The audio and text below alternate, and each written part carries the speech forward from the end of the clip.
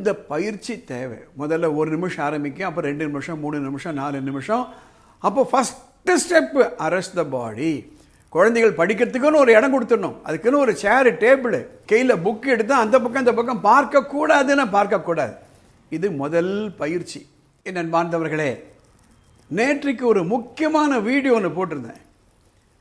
அதில் என்ன சொல்லியிருந்தேன்னா, இது போன்ற ஒரு மொபைல் ஃபோன் இருக்குது. இந்த மொபைல் ஃபோனை நம்ம இஷ்டத்துக்கு இதை வேலை வாங்க முடியும். நம்ம என்ன கேட்டாலும் கொடுக்கும், ப்ரொவைடட் இதுக்கு தேவையான ஆப்ஸ் எல்லாம் நம்ம இன்ஸ்டால் பண்ணியிருக்கணும்னு சொன்னேன். அதோடு நம்ம குழந்தைகள் வாங்கக்கூடிய மார்க்கை நான் கம்பேர் பண்ணேன்.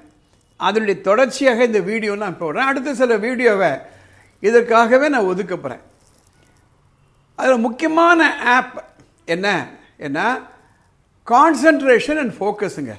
என்னுடைய வாழ்க்கையில் நான் சந்தித்த சக்ஸஸ்ஃபுல் பீப்புள், நிறைய மார்க் வாங்கின குழந்தைகள், அச்சீவ் பண்ணுவாங்க, இவங்க எல்லாருக்குமே ஒரு காமன் டினாமினேட்டர் என்ன, அவங்களுடைய கான்சன்ட்ரேஷன் தான் அவங்க எடுத்த வேலையிலேயே இருக்கும்.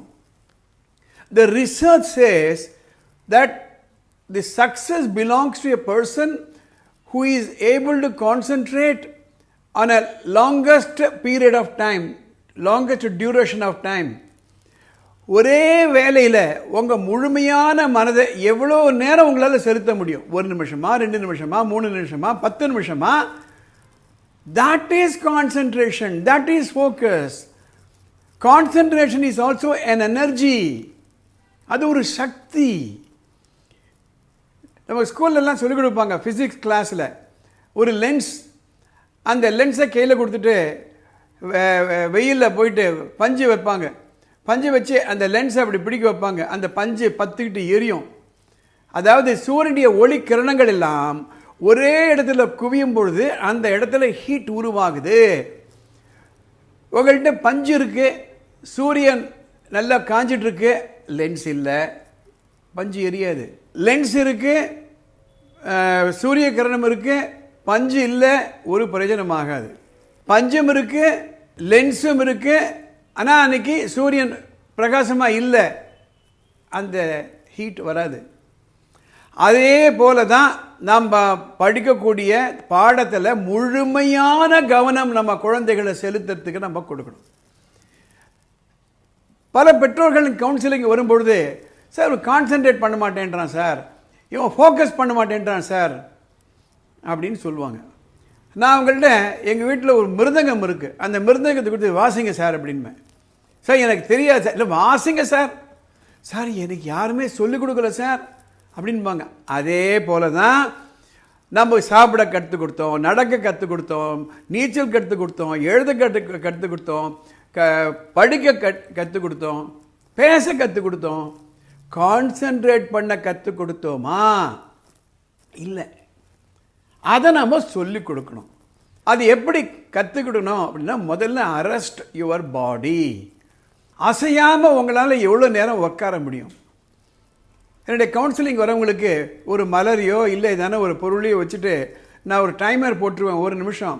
அந்த 1 நிமிஷம் உங்கள் கண் பார்வையெல்லாம் அந்த பொருள் மேலேயே இருக்கணும். இந்த பக்கம் அந்த பக்கம் கண் போகக்கூடாது, உடம்பு அசையக்கூடாது, ஒரு கல்லாட்டம் உட்காரணும்.